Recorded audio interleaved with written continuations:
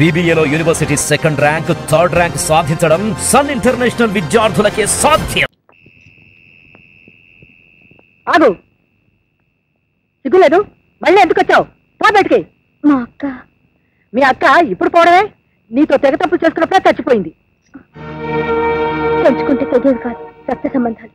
చెప్పుకోకు, గట్టిగా వాళ్ళని కట్టుకొని అఘోరించు. మా అక్క పోయింది, వాళ్ళకి మరో దిక్కు లేదు. అందుకని దిక్కులేని సవాళ్ళని తగలేయడానికి, దిక్కులేని వాళ్ళని పోషించడానికి ఇక్కడేం దివాణాలు లేవు. పైగా ఆ ఇంటి మీద కాకి ఈ ఇంటి మీద వాళ్ళని మీ అక్క ఒట్టేసి వెళ్ళింది. మళ్ళీ వీళ్ళంతా ఇక్కడే తగలడ్డారు. చూడు, ఆ చచ్చిన దాని మీద నీకు ఏమాత్రం గౌరవం ఉన్నా నా ఇంట్లోకి నువ్వు రాకూడదు అంతే. ఆ మాట అంటారు మీరెవరు? ఇది నా ఇల్లు. ఆ మాట చెప్పాల్సి వస్తే చెప్పాల్సింది నా భర్త. చెప్తాడే, నీ మొగుడు చెప్తాడో వాడి బాబు చెప్తాడు. మర్యాదగా బయటకు వెళ్ళు. నా బిడ్డ నా దగ్గరికి ఎలా తెచ్చుకోవాలో నాకు తెలుసు. ఏ కేసు వేస్తావా? కేసే కాదు, అవసరమైతే నా బిడ్డ కోసం ఊరే ఇస్తాను.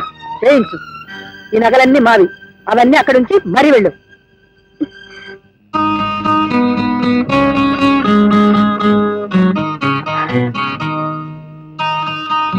ఆగు, ఇంకో గాజేది? అది అమ్మ నీ అక్క సౌండ్ తగలేసావా? దేవత మీద నిందలేయడం అమానుషం. నర్మయ్, చేసిన వద పని చాలక సిగ్గులేక సమర్థించుకుంటున్నావే. ముదనష్ట పేరుకు దాపరించింది.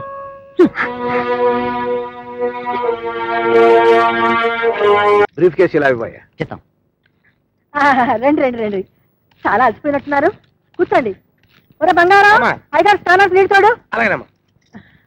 ఏమిటండి అలా చూస్తున్నారు?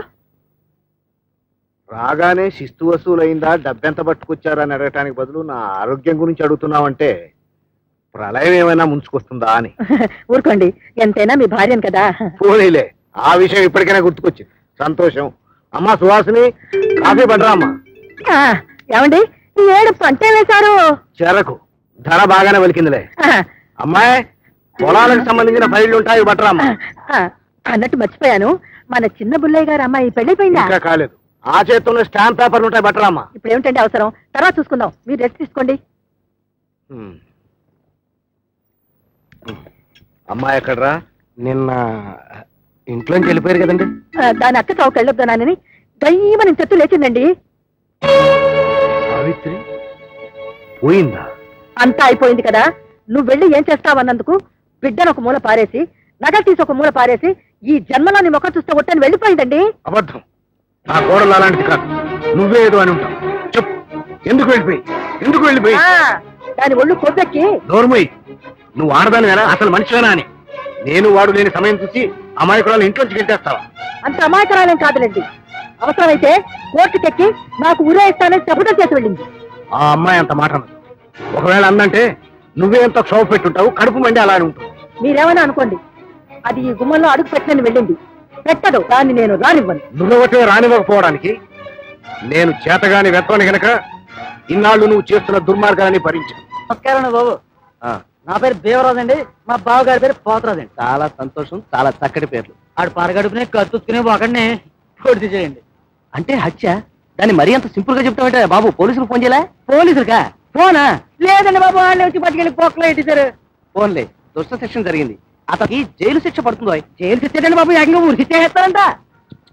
అయ్యో పాపం. పాపండి బాబు, మీరు ఇప్పుడు వాదించాలి, అని నిడిపించాలి. లేకపోతే నా చెల్లెలు, దాని పిల్లలు, అదేనండి ఆడి పిల్లలు. అంతేగా మరి, మొగుడు ఎంత దుర్మార్గుడైనా.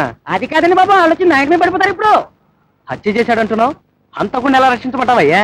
ఏడినట్టు ఉంది. ఇది పేట చదివింది, అంతకుండా రక్షించడానికి కదండి బాబు. మీ బావగారు విలాసంగా కత్తుచ్చుకుని రోడ్డు మీద నడిచి వెళ్తుంటే ఆ ఎదురుగా వచ్చే వ్యక్తి ఆ కత్తి లాక్కుని కస పొడి చేసుకుని ఆత్మహత్య చేసుకున్నాడు అని చెప్పాలి. అక్కడ నచ్చడం నాకు నచ్చానా మరి? నార్మల్. ఏంటండి బాబు? నా పేరు వాడ్రేవ్ సూర్యప్రకాశరావు, BALLB.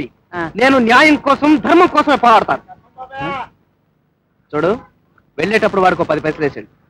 కర్మ బుద్ధి ఎక్కువ. ఇక్కడికి వచ్చాను. ప్రకాశం సార్, మీరు వచ్చారేమిటి సార్? కబురు చేస్తే నేనే. నీ సహాయం కోసం వచ్చాను సార్. నేను మీకు సహాయం చేయడం ఏమిటి సార్? ఏ చేయవా? రామరామ, నేను మీ ఇంట్లో వారాలు చేసుకుని చదువుకున్నవాడిని. నా ఫీజులు కూడా మీరే కట్టేవారు. మీ రుణం ఈ జన్మలో తీర్చుకోలేను సార్. ఇప్పుడు తీర్చుకునే సమయం వచ్చింది. చెప్పండి సార్, ఎంత పనైనా చేస్తాను. ఇంట్లో గొడవలైనాయి. మా శంకరం భార్య ఇంట్లోంచి వెళ్ళిపోయింది. ఇక్కడే ఎక్కడో ఉంటున్నట్టు తెలిసింది. కాస్త వాకప్ చేయి. ఈ డబ్బా ఆవిడకి అన్నట్టు ఇది నా స్వార్జితం అని చెప్పు. హలో హలో, ఎవరు కావాలి? శంకరం బాబా ఢిల్లీలో ఉన్నాడు. ఢిల్లీ నుంచే శంకరం బాబా. అమ్మా టంకాలు. అమ్మా నేను ఇంట్లో కులాసాగా ఉన్నారా? కులాసానే. హాసిని బాబు కులాసాగానే ఉన్నారు. ఏది హాసిని సరుకులు? అది ఇలా కలిసి బజార్ వెళ్ళారు. రావడానికి 1 గంట పట్టచ్చు. అయితే మళ్ళీ గంటలో ఫోన్ చేస్తాను. అలాగే అలాగే, దాంతో చెప్తారా? కొంప మునిగిందల్లుడు. ఒకసారి మునిగాక ఎన్నిసార్లు మునిగినా ఒకటి. ఏమిటో చెప్పండి. ఢిల్లీ నుంచి అబ్బాయి ఫోన్ చేశాడు. బయటికి వెళ్ళమని చెప్పండి. అలాగే చెప్తాను. ఈసారి ఫోన్ చేస్తే ఫ్రెండ్ తో వెళ్ళిందని చెప్పండి. ఫ్రెండ్తోనా? మగ ఫ్రెండ్ తో వెళ్ళిందని చెప్పండి. ఎందుకని అంత భయపడతారు? మగ ఫ్రెండ్స్ ఉన్నంత మాత్రాన ఆడదాన్ని అనుమానించాల్సిన పని లేదండి. మరి సమానత్వం అంటే అదే కదండి. అందుకే కో ఎడ్యుకేషన్ కాలేజీలు అవిను. ఇలా కలిసి చదువుకోవటం వల్ల సంకుచితత్వం పోయి సమాన భావాలు ఏర్పడతాయి. నమస్కారం సార్. ఇంకో వీడే సార్, వీడే మా చెల్లెల్ని బలవంతంగా లేవ తీసుకుని. అబద్ధం సార్, మేము ఇద్దరు ఇష్టపడి. నువ్వు మరీ ఇష్టపడినట్టున్నావే. నాకేనండి. ఎందుకు సార్? ఎందుక వెళ్ళేందుగా శోభనం జైలు చేద్దామని. తీసుకెళ్ళరా సార్, మా చెల్లెల్ని తప్పలేదు సార్. షటప్. రిపోర్ట్ ఇవ్వడం వరకే మీ బాధ్యత. తర్వాత ఎవరిని ఏం చేయాలో మాకు బాగా తెలుసు. Sir sir,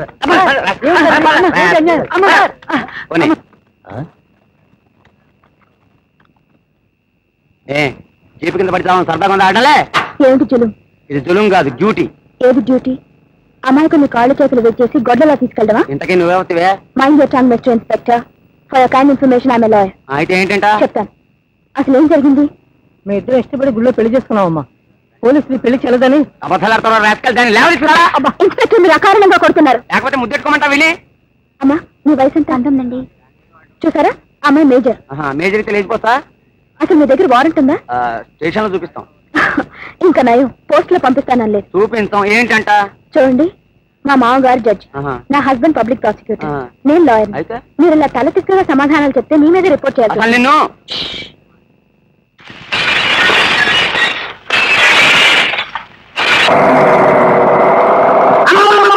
సాధ్యురాలు గట్టమ్మా. రాత్రి ఎస్ఐని గడగడలు ఆడించేసి కొత్త దంపతులను ఏకం చేసేసావుగా. నా ఇంట్లో ఉంటున్నమ్మాయి ఇది, నా ఇంట్లో అద్దెకుంటున్నమ్మాయి.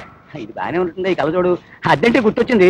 ఇద్దుగానేమా గాబరే ఉంది. మా ఆవిడతో కూడా చెప్పేశా, బంగారం లాంటి అమ్మాయి, మెల్లో బంగారాన్ని అమ్మేసైనా సరే. అదే అక్కడ దుమ్ము ఉంటుంది చూడమ్మా, దుమ్ము దుమ్ము.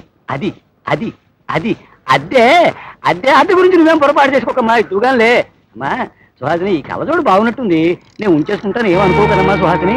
కర్మ కర్మ చంపుతున్నారు కదండి. అసలు ఈ అద్దె విషయం ఎవడు కనిపెట్టాడు గానీ చాలా గొప్పవాడు మా నాన్నగా. ఒక ఇల్లే కాదు, శ్మశానంలో సమాధం కూడా అద్దెకిచ్చేస్తారు. కనుక నా అద్దె. అబ్బా, మీరా? సుహాసిని గారంటే మీరేనా? నిన్న సూపర్ బజార్ దగ్గర కనిపించారు. ఈ విషయం మీరు నాతో చెప్పలేదే. నా అద్దె గురించేనా చదవాలని అనుకుని ఉంటుందయ్యా. వెళ్ళి మంచిలు పట్టరా బాబు. మీ మావగారు, నా గురువు గారు నిన్న మా ఇంటికి వచ్చినప్పుడు మీ గురించి అన్ని విషయాలు చెప్పారు. నా పేరు వాడ్రేవ్ సూర్యప్రకాశరావు. అందరూ నన్ను చెకింగ్ ప్లే అంటారు. అంటే చెట్టు కింద ప్లేయర్ అన్నమాట. కూర్చోండి. మీరు ఎలా ఉన్నారో అడిగి రమ్మన్నారు.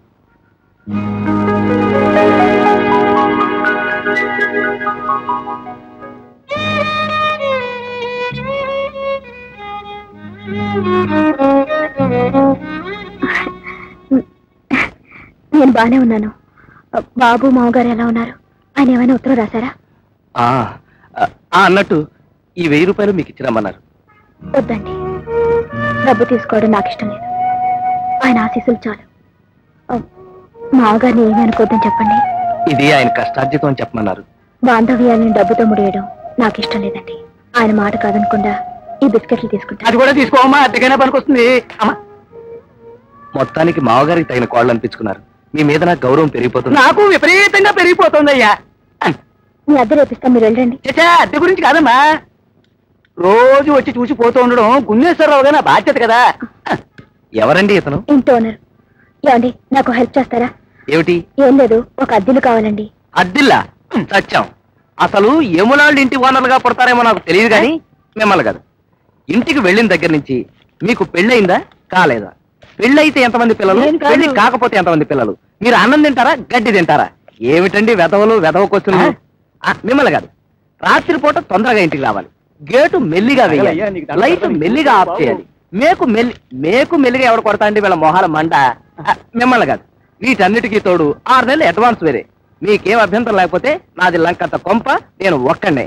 మీకు మంచి అద్దెలు దొరికేదాకా మీరు అక్కడే ఉండొచ్చు.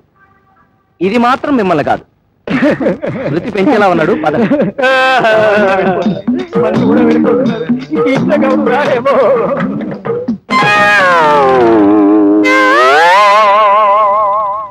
సరే నేను మళ్ళీ కొట్టనా? గట్టిగా కొట్టండి బాబు.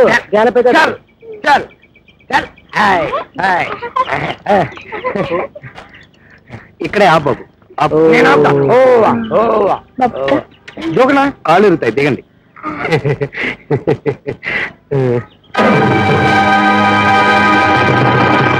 మాత్రం అక్కడే. నేను వంట ప్రారంభిస్తా. మీకు వంట కూడా వచ్చా? అయ్య బాబోయ్, అలా అడిగారు ఏంటండి? వంట చేస్తే మగాడే చేయాలి. నలభీమ పాకం అన్నారు గాని సీతా సావిత్రి పాకం అన్నారా? ఎలాగూ ప్రాక్టీస్ లేదు కదా అని వంట ప్రాక్టీస్ డెవలప్ చేశారు. మీకు వంట రాదని కాదండి, అనవసరంగా మీకెందుకు శ్రమ అని. శ్రమే ఉందండి ఇందులో. ఇది నా అదృష్టం. మీ మామగారు, అదే మా గురువు గారు, నేను లా చదువుకునే రోజుల్లో నాకు ఫీజులు కట్టేవారు, నాకు పుస్తకాలు ఎరిగిచ్చేవారు. ఈ విధంగానైనా ఆ కుటుంబానికి సహాయం చేయడం నాకు తృప్తి. మీరందరూ స్నానాలు చేసి రెడీగా ఉండండి. ఈ లోపల జీలకర్ర, అల్లం, ఉల్లిపాయలు వేసి పెసరట్లు వేస్తాను. అందులో పచ్చిమిరకాయలు బాగా దట్టిస్తాను. తింటారేంటి?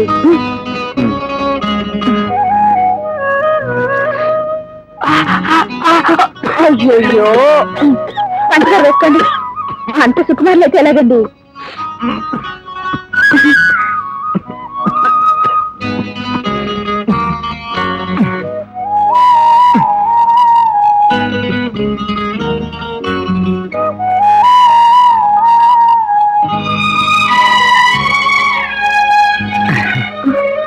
అదేమిటండి, పచ్చిమిరకాయ పేరు చెప్తే నోట్లో నీళ్లు ఊరాలి గాని కంట్లో నీళ్ళు తిరిగి ఏమిటి? ఆయనకి అసలు కారం పడదు. అలాగా? నాకు అసలు కారం లేదే ముద్ద దిగదు. గుంటూరు వాణ్ణి కదండి, అందుకే సంవత్సరానికి సరిపడా ఆవకాయ, మాగాయి, గోంగూర, పండు మిరపకాయ అన్ని నేనే స్వయంగా పెట్టుకుంటాను. మీకు కాబోయే ఆవిడ చాలా అదృష్టవంతురాలండి. అంటే పెళ్ళయిన తర్వాత కూడా నేనే వంట చేసి గంజి వార్చి కొంగుచ్చుకుని తిరగమంటారా? ఏమన్నా పరువు నష్టం రావాల్సి వస్తుంది. నేనా ఒక పబ్లిక్ ప్రాసిక్యూటర్ని? అంటే పీపీని పట్టుకుని వంట చేయమన్నందుకు నిన్ను 10 దోషం నేరకి అరెస్ట్ చేసి